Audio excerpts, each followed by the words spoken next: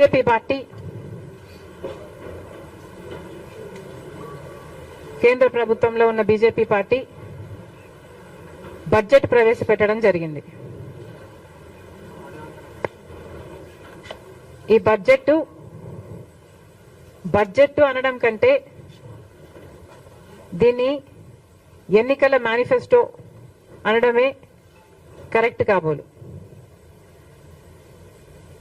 ఎన్నికల మేనిఫెస్టో అయితే ఏది పడితే అది చెప్పొచ్చు, ఏ వివరాలు లేకుండా చెప్పొచ్చు, ఏ హామీ అయినా ఇవ్వచ్చు. కానీ బడ్జెట్ అయితే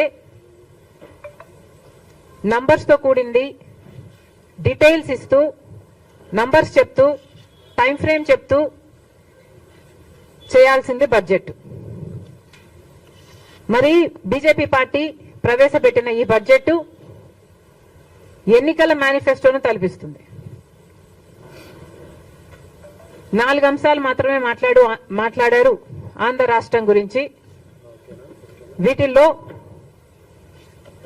బడ్జెట్ ప్రవేశపెట్టక ముందు చంద్రబాబు గారు 1,00,000 కోట్ల రూపాయలు ప్రతి సంవత్సరము మాకు అవసరం ఉంటుంది వివిధ ప్రాజెక్టులకి అని చెప్పారు.